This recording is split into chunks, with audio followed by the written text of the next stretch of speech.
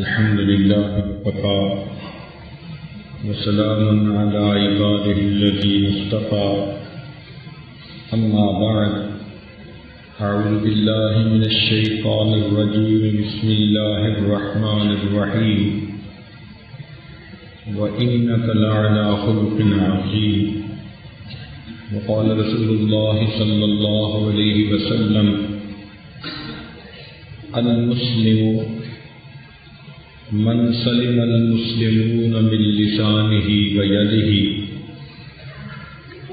أو كما قال عليه الصلاة والسلام سبحان ربك رب العزة عما يصفون وسلام على المرسلين والحمد لله رب العالمين اللهم صل على سيدنا محمد وعلى آل سيدنا محمد وبارك وسلم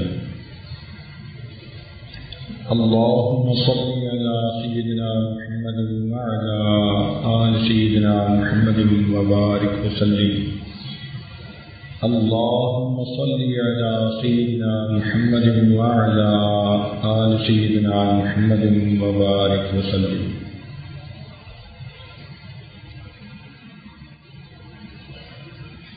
اسلام دین فطرت ہے، انسان کو پوری زندگی کی ہدایات عطا کرتا ہے، پوری زندگی گزارنے کی رہنمائی کرتا ہے. آداب کہتے ہیں ایسے طریقے اختیار کرنا کہ جن کی وجہ سے انسان خود بھی پریشانی سے بچے اور اس کے ارد گرد دوسرے لوگ بھی پریشانیوں سے بچ جائیں. ان کو آداب کہتے ہیں. تو زندگی گزارنے کے آداب سکھاتا ہے کہ وہ بندہ جس نے اللہ رب العزت کی وحدانیت کا اقرار کر لیا، نبی علیہ السلام کی رسالت پر یقین کر لیا، نبی علیہ السلام جو کچھ اللہ رب العزت کی طرف سے لے کر آئے اس کو قبول کر لیا، اب اس کی زندگی گزارنے کے کچھ اصول اور ضوابط ہیں. ان کو آداب زندگی کہا جاتا ہے. اس کی مثال یوں سمجھ لیجیے کہ دنیا ٹریفک کے قانون اس لیے بناتی ہے کہ گاڑی چلانے والا خود بھی محفوظ رہے اور دوسرے لوگ جو گاڑیاں چلا رہے ہیں وہ بھی محفوظ رہے. تو قوانین بنائے جاتے ہیں لوگوں کی جان کی حفاظت ہو، مال کی حفاظت ہو. شریعت نے پوری زندگی کے قوانین بتا دیے. چنانچہ کتابیں پڑھیے، کھانے کا طریقہ، پینے کا طریقہ، سونے کا طریقہ، بولنے کا طریقہ، ایک دوسرے کو ملنے کا طریقہ، ایک دوسرے کے حقوق جو عائد ہوتے ہیں، ان تمام چیزوں کی تفصیل کتب کے اندر موجود ہے. چنانچہ نبی علیہ السلام نے ایک مسلمان کی ڈیفینیشن بتائی. یہ ایک ایسی حدیث پاک ہے کہ جی چاہتا ہے کہ ہر کلمہ گو کو یہ حدیث یاد ہے بھی چھوٹی سی، ہر مرد یاد کر سکتا ہے، ہر عورت یاد کر سکتی ہے، اور اس کے معنی کا بھی پتہ ہو،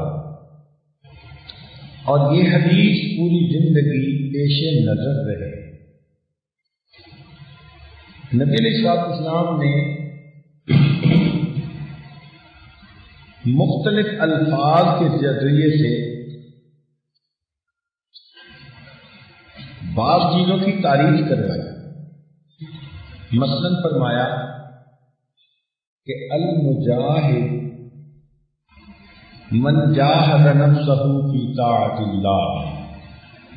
مجاہد وہ ہوتا ہے جو اللہ تعالیٰ کی اطاعت کے بارے میں اپنے نفس کے ساتھ مجاہدہ کرے، اس کو مجاہد کہتے ہیں.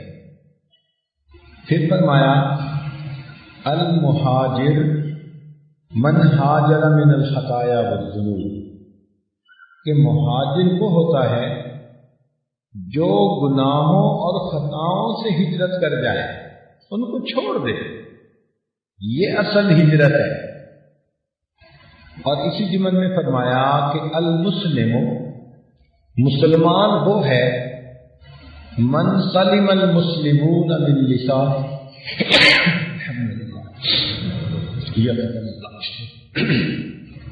المسلم من سلم المسلمون من لسانه ویدہ، مسلمان وہ ہے کہ جس کی زبان سے اور ہاتھوں سے دوسرے مسلمان سلامتی میں ہوں۔ یہ ایک بنیاد ہے، اگر ہم اس کو پورا کر رہے ہیں تو مسلمان صحیح معنوں میں ہیں، اور اگر پورا نہیں کر رہے تو ہماری مسلمانی ہی ادھوری ہے۔ اپنے آپ کو مسلمان بنا کے رکھنا یہ چھوٹی بات نہیں ہے۔ کہنے والے نے کہا چمی گویم مسلمانم بلرزم کہ دانم مشکلات لا الہ، جب میں اپنے آپ کو کہتا ہوں کہ میں مسلمان ہوں تو میں کانپ جاتا ہوں، اس لیے کہ لا الہ الا اللہ کی مشکلات، اس کے تقاضوں کو میں جانتا ہوں۔ تو نبی علیہ الصلوۃ والسلام نے بہت سادہ لفظوں میں، آسان لفظوں میں مسلمان کی ڈیفینیشن بتا دی کہ مسلمان کون ہوتا ہے۔ فرمایا کہ جس کی زبان سے اور جس کے ہاتھوں سے دوسرے مسلمان سلامتی میں رہیں، یعنی ان کو تکلیف نہ پہنچے، ایذا نہ پہنچے۔ اب اس میں زبان کا تذکرہ پہلے اور ہاتھوں کا تذکرہ بعد میں،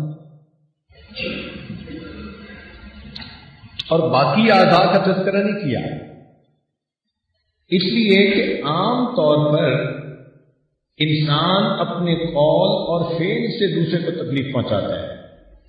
تو قول زبان سے صادر ہوتا ہے اور اکثر فعل وہ ہاتھوں سے صادر ہوتے ہیں، اور باقی اعضاء ان کے ضمن میں آ جاتے ہیں۔ پھر ان دونوں میں سے بھی زبان کا تذکرہ پہلے کیا، اس کی کچھ وجوہات ہیں۔ مثال کے طور پر انسان ہاتھوں سے جو تکلیف پہنچاتا ہے تو اس کے موقع کم آتے ہیں۔ 24 گھنٹے تو دوسرے کے گربان نہیں پکڑ کے کھڑا ہوتا، لیکن زبان سے دوسرے کا دل دکھانے کے موقع بہت زیادہ۔ جب چاہا زبان سے ایک فکرہ بول دیا اور یہ دوسرے کے دل میں جا کر ایسے چبھا کے اس کو چیر کے رکھ دیا۔ پھر غور کیجئے کہ انسان دن میں ہاتھوں سے کسی کو تکلیف پہنچائے گا، رات اپنے گھر میں ہوگا، لوگ امن میں ہوں گے، مگر زبان یہ وہ تلوار ہے جو دن میں بھی چلتی ہے، رات میں بھی چلتی ہے، اپنے گھر بیٹھ کے بھی چلتی ہے، اور انسان زبان سے ایسی باتیں کرتا ہے کہ دوسرے کا دل دکھاتا ہے۔ ہاتھ سے لگایا ہوا زخم جلدی مندمل ہو جاتا ہے، زبان سے جو زخم لگا دیا جائے وہ کبھی بھی مندمل نہیں ہوتا، بہت گہرا ہوتا ہے۔ زبان ان رشتوں کو بھی کاٹ دیتی ہے جو رشتے انسان تلوار کے ذریعے سے بھی نہیں کاٹ سکتا۔ غصہ آیا، 2 بھائیوں نے بولنا بند کر دیا۔ اب یہ بھائیوں کا رشتہ ایسا تھا کہ یہ تلوار اور کینچی سے کٹ نہیں سکتا تھا، مگر زبان کے 2 بول اور ایک دوسرے سے بول چال سکتا۔ تو معلوم ہوا کہ زبان کا نقصان ہاتھ کی نسبت بہت زیادہ ہے۔ پھر ہاتھ سے نقصان پہنچانے میں مشقت لگتی ہے، اور زبان سے تو کوئی مشقت ہی نہیں۔ ایک بچہ بھی نقصان پہنچا سکتا ہے، عورت بھی نقصان پہنچا سکتی ہے۔ ہاتھ سے تو نقصان پہنچائے گا نا جب دوسرے سے زیادہ طاقتور ہوگا، اور اگر اگلا طاقتور ہوا تو الٹا دو اپنے منہ پہ لگ جائیں گے۔ لیکن زبان سے انسان جس کو چاہے دل دکھا سکتا ہے۔ پھر ہاتھوں سے انسان نقصان پہنچاتا ہے اس بندے کو جو سامنے موجود ہو، مگر زبان سے نقصان پہنچانے کے لیے، تکلیف پہنچانے کے لیے سامنے ہونا کوئی ضروری نہیں، غائب کو بھی نقصان پہنچا سکتا ہے، بلکہ اپنے پچھلوں کو بھی نقصان پہنچا سکتا ہے، ایذا پہنچا سکتا ہے۔ چنانچہ انسان غیبت کرتا ہے گزرے ہوئے لوگوں کی، ان کو دکھ دیتا ہے، جبکہ زبان کے بجائے ہاتھ سے انسان کو کوئی دکھ نہیں پہنچا سکتا۔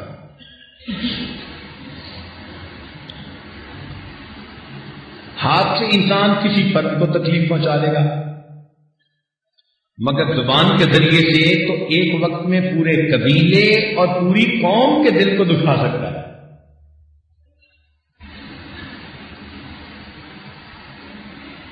تو اس لیے نبی علیہ السلام نے زبان کو مقدم فرمایا اور فرمایا کہ من سلم المسلمون من لسانہ و یدہ، یہ جو ہم دوسروں کو دکھ پہنچاتے ہیں اس کے 7 درجے ہیں۔ سب سے پہلا درجہ ہے کہ انسانوں میں انسان اپنے ماں باپ کا دل دکھائے، جائز شرعی چیزوں میں ان کی نافرمانی کرے،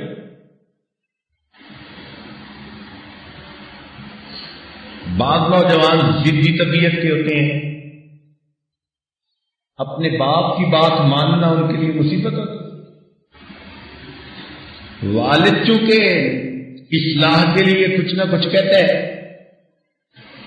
تنقید برداشت نہیں ہوتی، اس لیے آج کل کے نوجوان اپنے باپ سے اس طرح نفرت کرتے ہیں جیسے کوئی باپ سے نفرت کرتا ہے، اچھا نہیں لگتا ان کو۔ دوست اچھے لگتے ہیں، کیوں؟ دوست تعریفیں کرتے ہیں، دوست الٹے کام سکھاتے ہیں، نفس کی خواہشات پوری کرنے کے راستے دکھاتے ہیں، تو دوست اچھے لگتے ہیں، باپ اچھا نہیں لگتا۔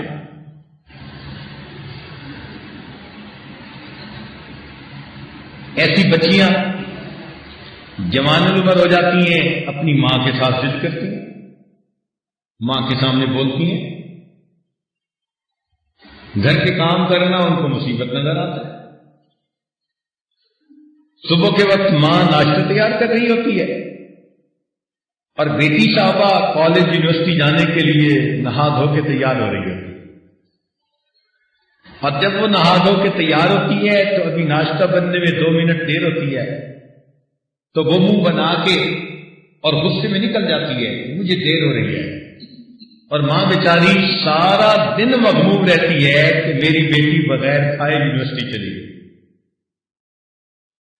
آج کل کی بیٹیاں اپنی ماں کے اوپر راج کرتی ہیں، ان کا دل دکھاتی ہے۔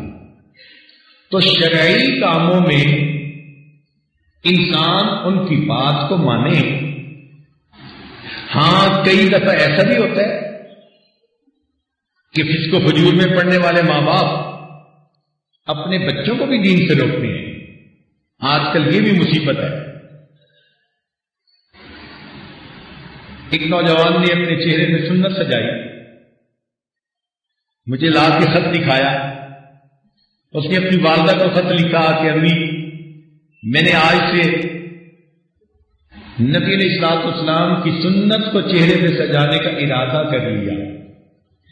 تو ماں نے خط کا جواب لکھا کہ تم جلدی سے داڑھی منڈاؤ اور اصلی شکل میں واپس آؤ۔ اب یہ مسلمان ماں ہے، اس کا اسلام کدھر گیا؟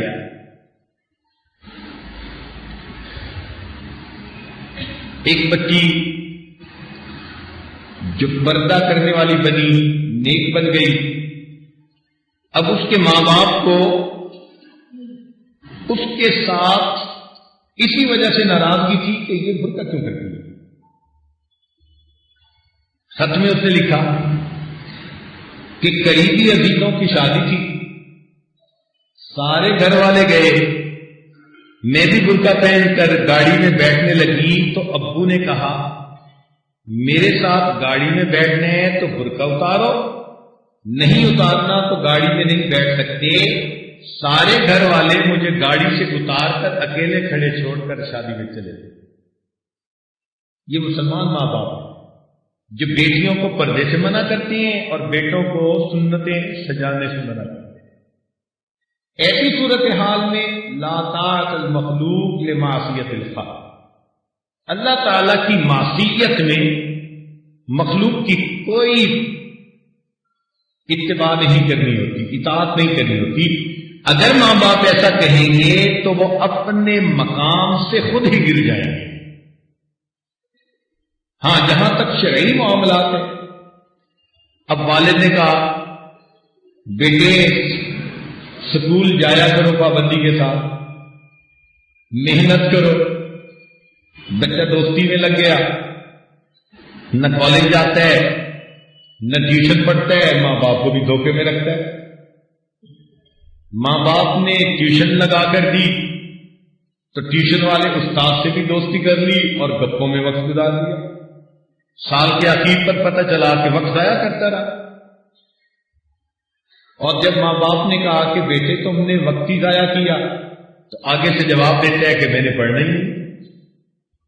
اب جو بچہ اس طرح کا برتاؤ کرے گا یہ ماں باپ کا دل دکھائے گا، اور ماں باپ کا دل دکھانا یہ سب سے بڑا گناہ ہے۔ لہذا کوئی عمل ایسا نہ کیا جائے کہ ماں باپ کا دل دکھے، بلکہ کوشش کی جائے کہ ان دنیاوی امور میں ان کا دل خوش ہو، ان کے ساتھ تعلق ایسا رکھا جائے کہ ان کا دل جیت لیا جائے، ان کی دعائیں لی جائیں۔ اس بات کو ہمیشہ پیش نظر رکھیں۔ چنانچہ جو انسان اپنے استاد کی دعائیں لے گا، علمی فیض اس کا بہت پھیلے گا۔ جو ماں باپ کی دعائیں لے گا اللہ اس کے رزق میں بہت برکت عطا فرمائے۔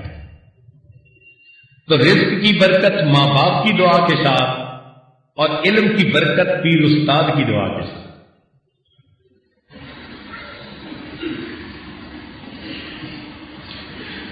اس کے بعد دوسرا درجہ ہے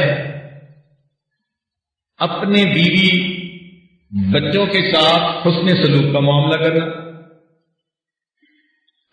اس میں بھی آج کل بہت زیادہ کوتاہیاں ہوتی ہیں۔ بیویاں خاوند کے حقوق کا لحاظ نہیں کر پاتی، خاوند بیویوں کا حقوق کا خیال نہیں کرتا۔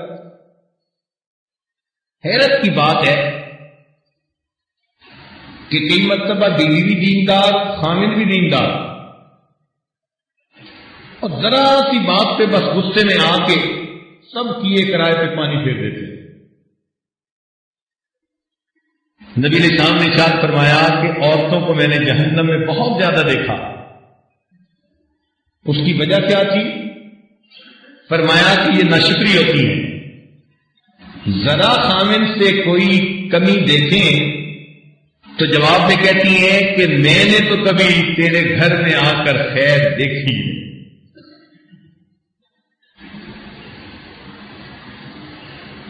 اس ایک فکرے کے بولنے کی وجہ سے اس خامن کی ساری زندگی کی جو بھلائی تھی، اچھائی تھی، اس پر پانی پھیر دیا۔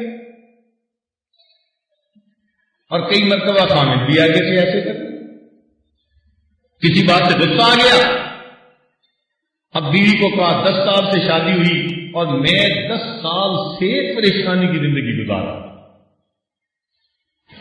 سب کیے کرائے پہ پانی پھیر۔ کیا سمجھتے ہیں کہ لکھنے والے لکھ نہیں رہے ہوتے؟ اب اس 10 سال میں بیوی نے خدمت کی ہوگی، بیوی کی اولاد ہوئی ہوگی، بیوی نے ماں باپ کی خدمت کی ہوگی، خاوند کی خدمت کی ہوگی، اس نے علم پڑھا ہوگا، نمازیں پڑھی ہوں گی، پردہ کیا ہوگا، کتنی مرتبہ خاوند کا دل خوش کیا ہوگا۔ 10 سال سے شادی ہوئی اور میں 10 سال سے عذاب میں مبتلا ہوں۔ اس ایک فکرے سے دل دکھا دیا۔ تو میاں بیوی دونوں کو جب تک خوف خدا نہ ہو اس وقت تک ایک دوسرے کے حقوق کا صحیح ادا کرنا مشکل ہوتا ہے۔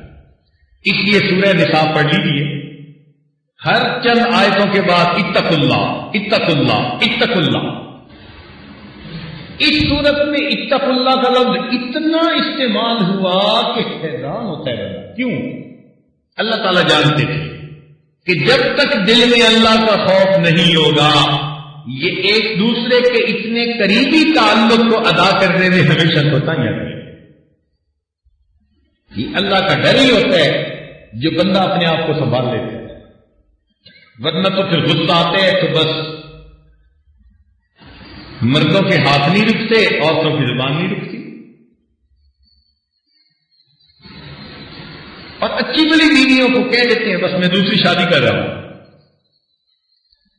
یاد رکھیں جب بیوی کو آپ نے یہ الفاظ سنا دیے کہ میں اور شادی کروں گا یا کر لوں گا تو آپ نے اس کے اعتماد کو ختم کر دیا۔ پھر شیطان اس کے ذہن کو خراب کر سکتا ہے، اس کو بھی سکھاتا ہے کہ تم بھی اپنے والدین سے تعلق زیادہ جوڑ کے رکھو تاکہ اگر خامن چھوڑے تو ماں باپ تو تمہیں پاس رکھ لے، اور اگر ماں باپ نہ ہوں گے تو شیطان اس کو گناہ کا موقع سکھائے۔ تم کسی سے تعلق جوڑ کے رکھو، یہ جھٹکارے گا تو کوئی تو قبول ہی کر لے۔ اتنا یہ خطرناک لفظ ہے، اور ذرا سی بات پہ آج کل مرد اس کو استعمال کر رہے تھے۔ شریعت نے فرمایا خیرکم خیرکم لأہلہ، تم میں سے سب سے اچھا وہ ہے جو اپنے اہل خانہ کے لیے بہتر ہے۔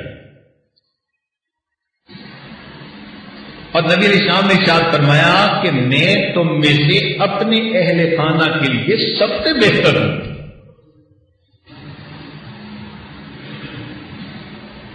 یہ نبی علیہ السلام کی مبارک ہوئی، بلکہ شریعت نے تو یہ بھی کہا کہ اگر چھوٹی موٹی کوتاہی غلطی بیوی کر جائے تو برداشت کرنی چاہیے۔ چنانچہ ایک صحابی حاضر ہوئے، اے اللہ کے نبی جب ہم مکہ میں تھے تو اہل مکہ عورتوں کے اوپر غالب تھے، ہم مدینے میں آئے تو مدینے کے لوگ اپنے عادات اخلاق میں ذرا تحمل مزاج ہیں تو بیویاں چڑھ جاتی ہیں سر پہ، تو بات ایسی ہوتی ہے۔ حضرت اکبر ثانی رحمۃ اللہ فرماتے ہیں کہ جو نیک لوگ ہوتے ہیں نا ان کی بیویاں 1.5 قسم ہوتی ہیں، ان کو تسلی ہوتی ہے اچھا بندہ ہے، تو وہ کئی دفعہ ناز میں بدتمیزی بھی کر جاتی ہیں، مگر شریعت نے اس بدتمیزی کے برداشت کرنے پر بھی اجر بتایا۔ سنیے، ایک مرتبہ نبی علیہ السلام اور سیدہ عائشہ صدیقہ رضی اللہ تعالیٰ عنہ کے درمیان کسی بات پہ بات بڑھ گئی۔ اب میاں بیوی کا تعلق ہے، اللہ تعالیٰ کی شان کے ادھر سے صدیق اکبر لانو آ گئے، تو نبی علیہ السلام نے فرمایا کہ چلو ابو بکر کو ہم منصف بنا لیتے ہیں، یہ ہمارا فیصلہ کر دیں گے۔ تو جیسے ہی نبی علیہ السلام نے فرمایا کہ منصف بناتے ہیں تو عائشہ صدیقہ نے کہا کہ ہاں آپ سچی سچی سب بات بتا دیں۔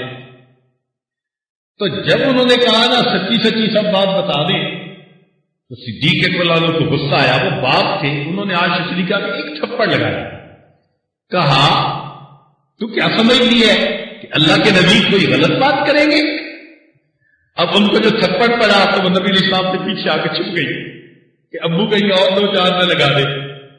تو نبی علیہ السلام نے فرمایا ابو بکر ہم نے تمہیں منصف بنایا تھا، تمہیں سزا دینے والا تو نہیں بنایا،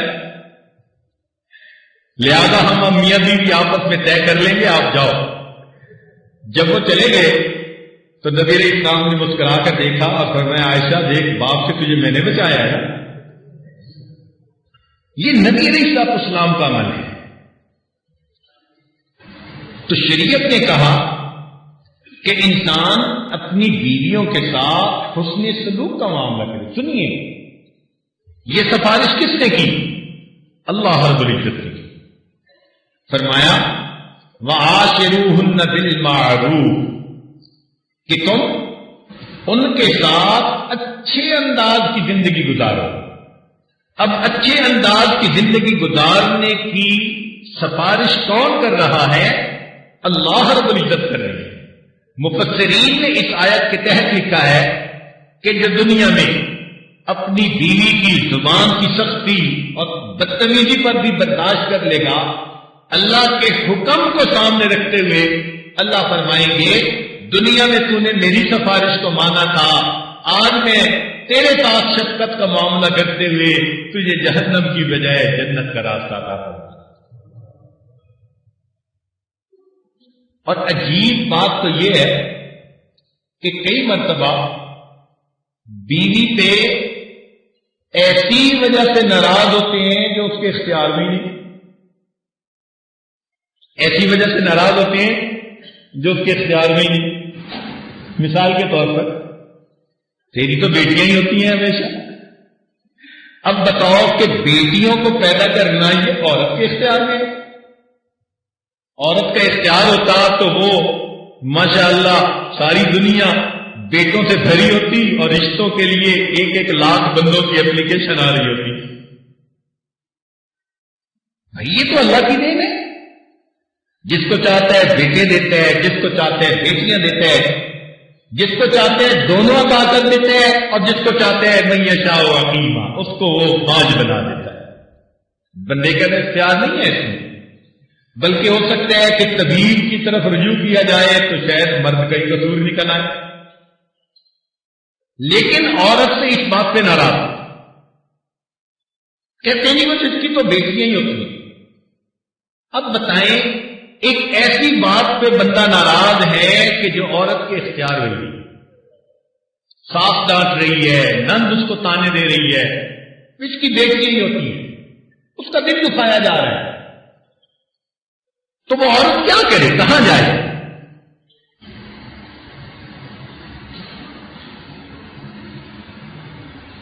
تو میاں بیوی کا یہ معاملہ اتنا قریب کا ہے کہ اللہ تعالیٰ کا خوف دل میں ہو پھر انسان اس حق کو صحیح طرح ادا کر سکتا ہے. اس لیے ایک بزرگ تھے، ان کی بیوی زبان کی طرح سخت تھی.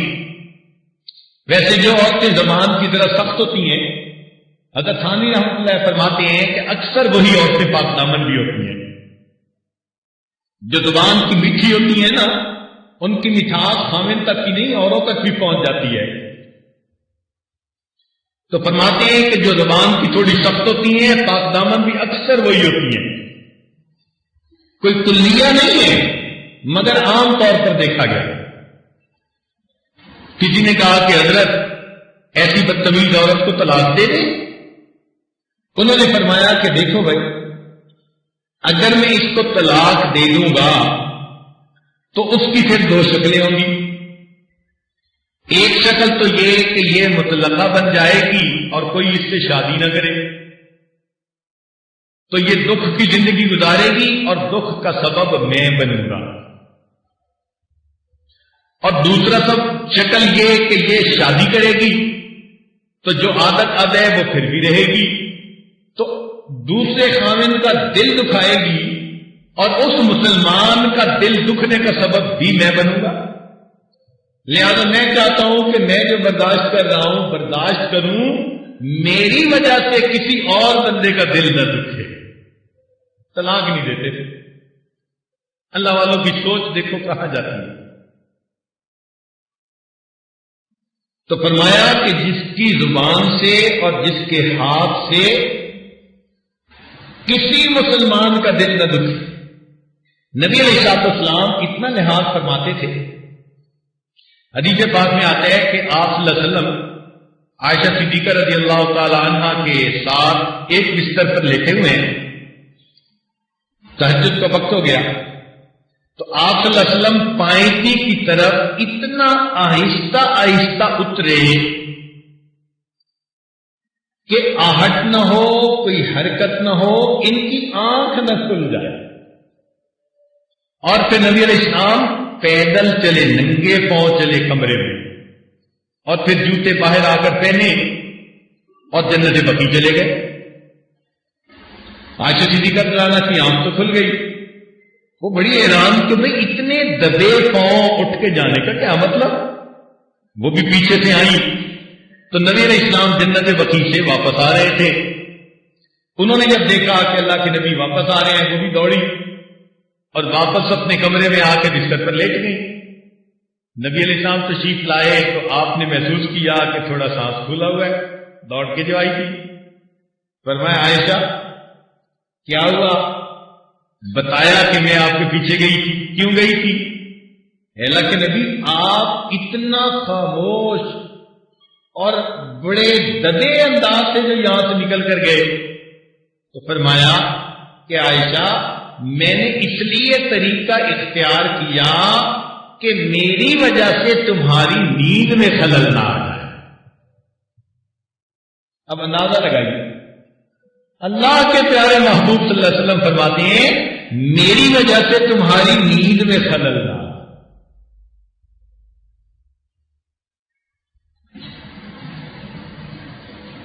تیسرا درجہ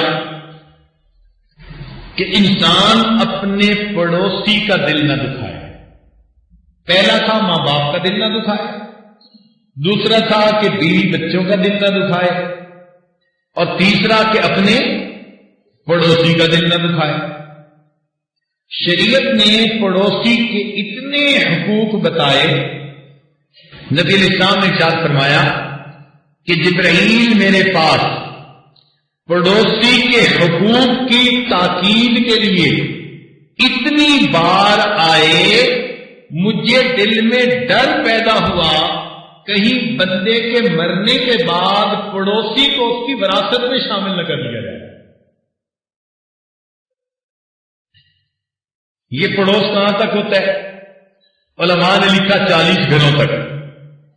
دائیں بھی 40 گھر، بائیں بھی، سامنے بھی، پیچھے بھی، تو پورا محلہ ہی بن گیا. تو معلوم ہوا کہ پورا محلہ پڑوس ہے. تو کیا ہم اہل محلہ کی رعایت کرتے ہیں؟ بہت زیادہ رعایت کرنی چاہیے. اپنی طرف سے جتنا حسن سلوک کی زندگی گزار سکیں اتنا بہتر. چنانچہ ایک آدمی گزرے، نبی علیہ السلام نے صحابہ سے پوچھا کہ اس کے بارے میں تمہاری رائے کیا ہے؟ اے اللہ کے نبی بڑا نیک ہے، بڑا عبادت گزار، تہجد گزار، نیکوکار. فرمایا پڑوسی. اے اللہ کے نبی طبیعت ذرا سخت ہے تو پڑوسی اتنے خوش نہیں ہے. فرمایا کہ اللہ کے ہاں یہ کوئی اچھا بندہ نہیں ہے.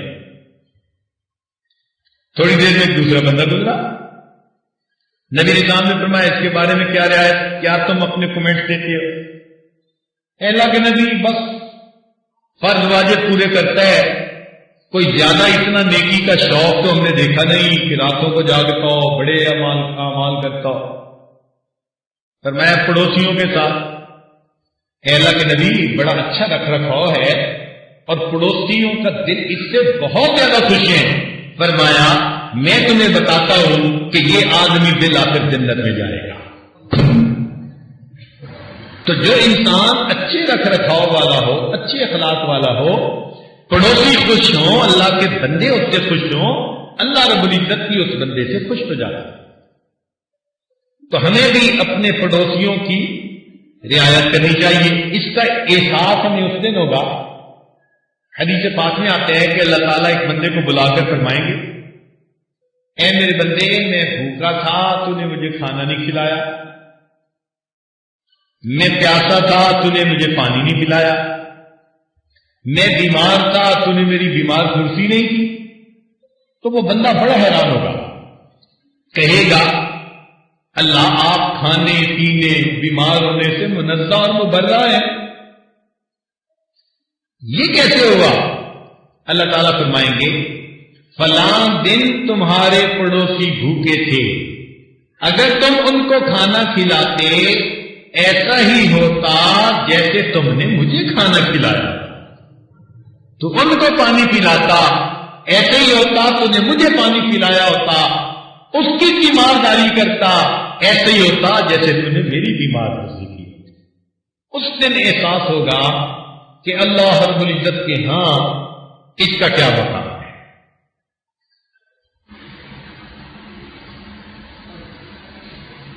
چوتھا درجہ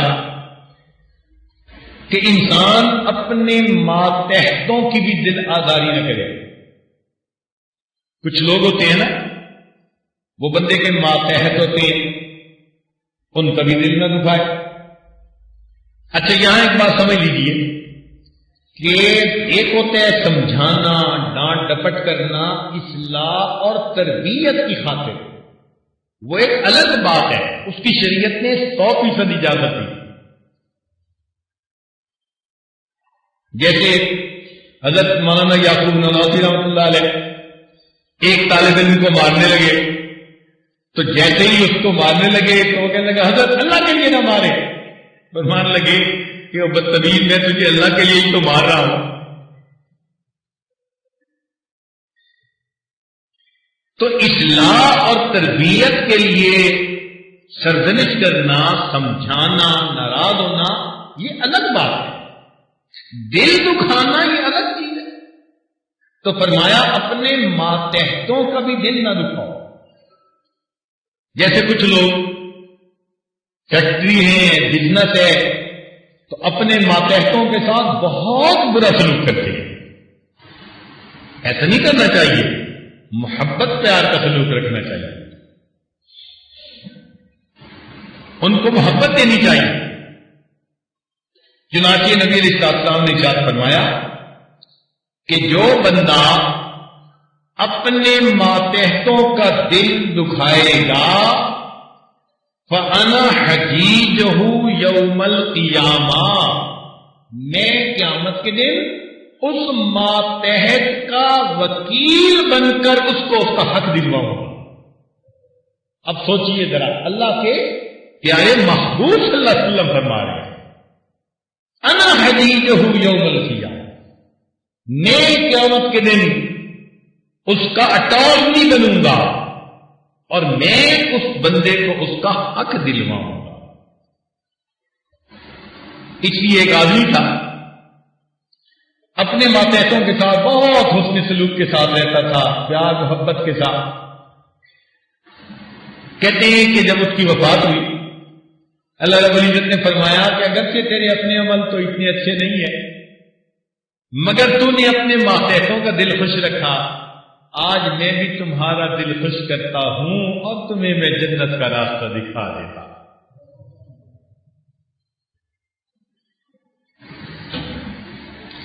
پانچویں بات کہ انسان کسی مسلمان کا بھی دل نہ دکھائے.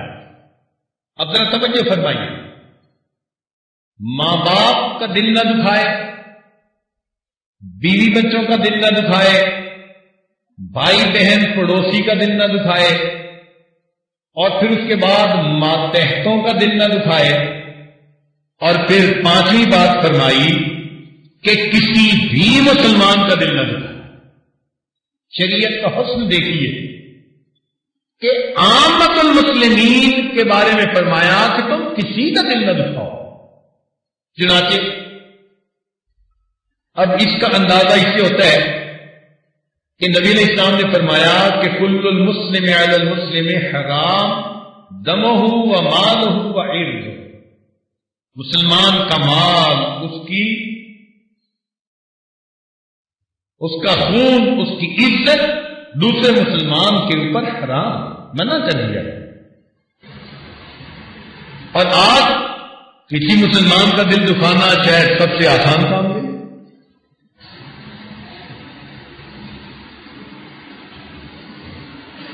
تو شریعت نے ہمیں اس بات سے منع کروایا کہ تم مسلمان کی دل آزاری نہ کرو. اب ذرا دیکھیے کہ نبی علیہ الصلوۃ والسلام نے کہاں تک تاکید فرمائی. فرمایا کہ جو آدمی کچا پیاز کھائے جب تک اپنے منہ کو صاف نہ کرے تب تک مسجد میں مت آئے. کیوں منع کیا جا رہا ہے؟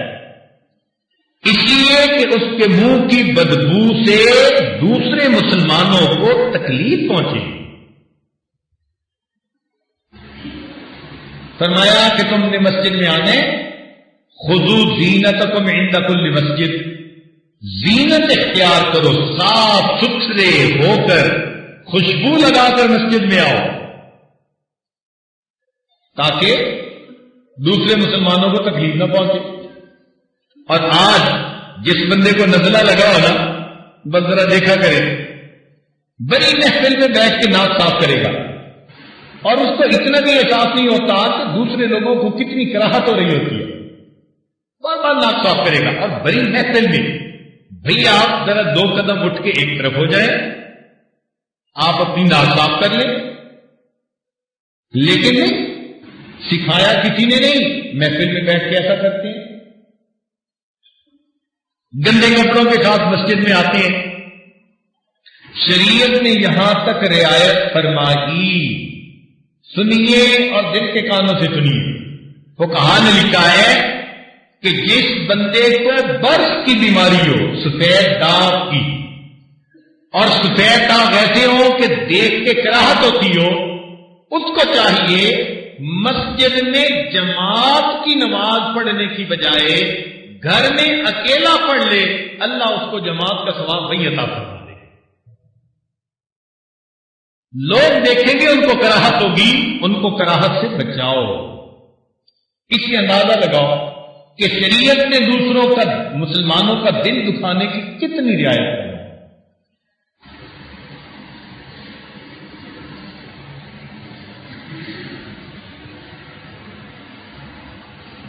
چنانچہ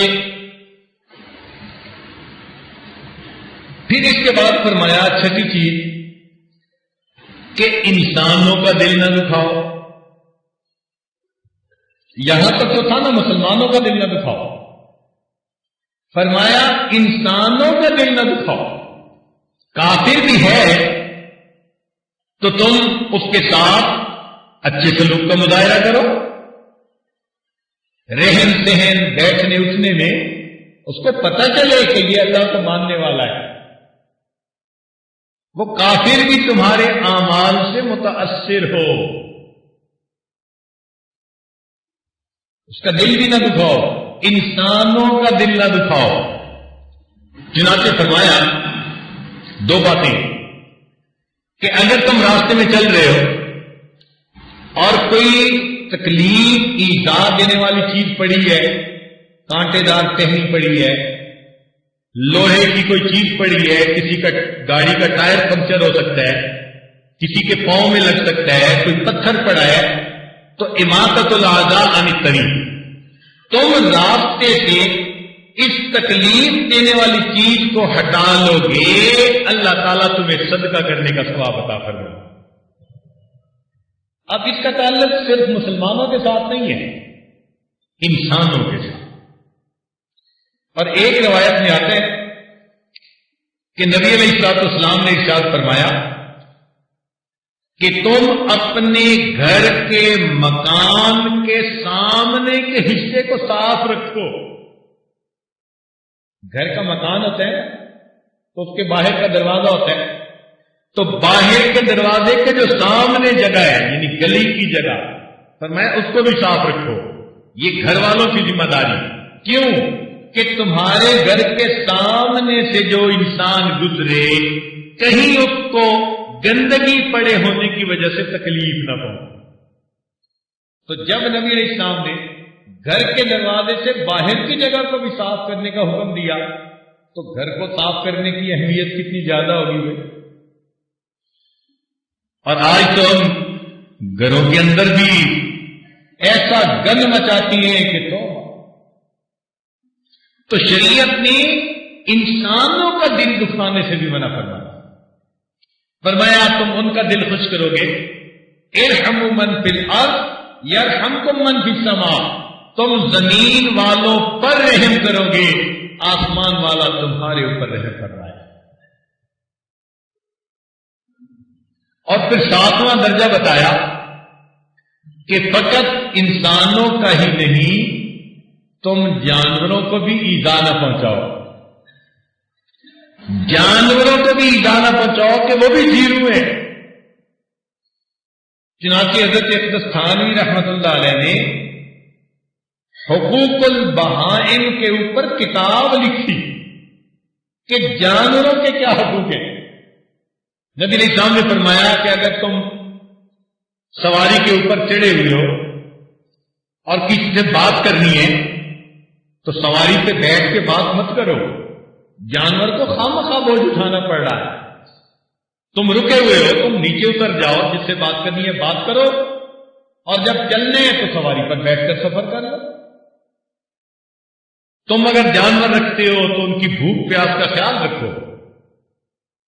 عمر عنہ فرماتے تھے کہ میں مسلمانوں کا خلیفہ ہوں، اگر دریائے نیل کے کنارے پر کوئی کتا پیاسا مرے گا تو اس کے بارے میں بھی قیامت کے دن مجھ سے سوال کیا جائے گا. دریا کے کنارے پر کتا پیاسا مرے، ہم دیکھو کہ ہم اس کو سمجھتے ہی کچھ نہیں. ہمارے اکابر اس کا بھی کیا. بخاری شریف کی روایت ہے کہ بنی اسرائیل کی ایک فاحشہ عورت تھی، بدکار عورت تھی، بدکردار عورت تھی. اس نے ایک پیاسے کتے کو پانی پلایا تھا. حدیث پاک میں آتا ہے پیاسے کتے کو پانی پلانے پر اللہ نے اس عورت کے گناہوں کو معاف فرما دیا. تو ہمارے اکابر تو جانداروں کی بھی تکلیف کا خیال رکھتے تھے. تو جو جانوروں کو تکلیف سے بچاتے ہو تو انسانوں کے بارے میں کتنے محتاط ہوتے ہوں گے.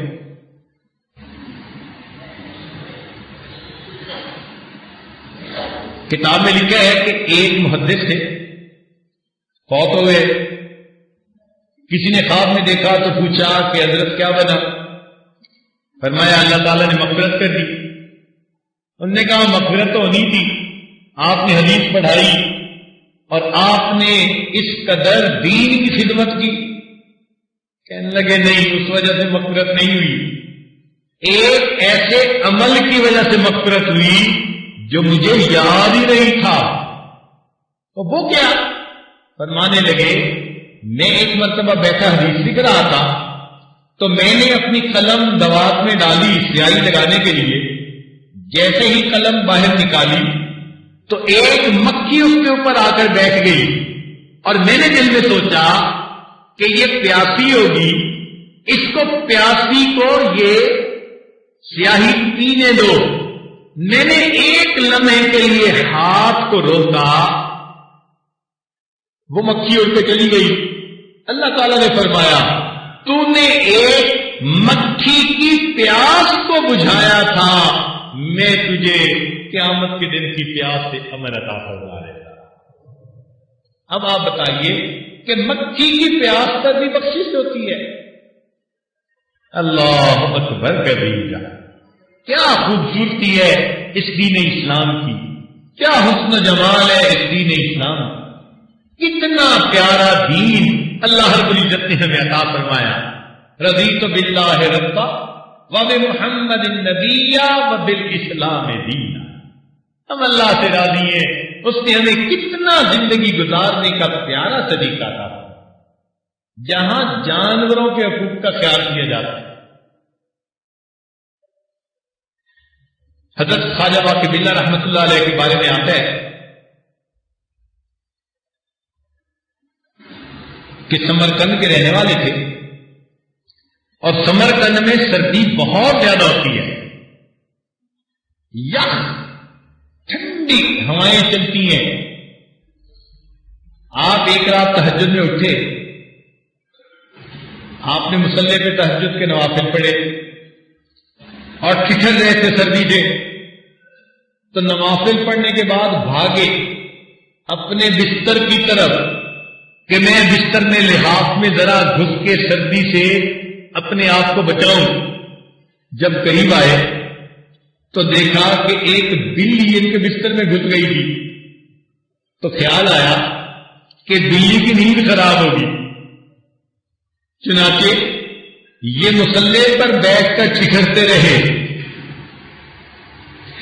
جس رات انہوں نے یہ عمل کیا، اس رات ان کے شیخ کے دل میں اللہ تعالیٰ نے الہام فرمایا کہ ان کا یہ عمل قبول ہوا اور ان کو کہو کہ یہ سفر کریں، اس سفر کی وجہ سے ایک بہت بڑی شخصیت ان سے بیعت ہو کر فیض پائے گی اور دنیا میں فیض پھیلے گا۔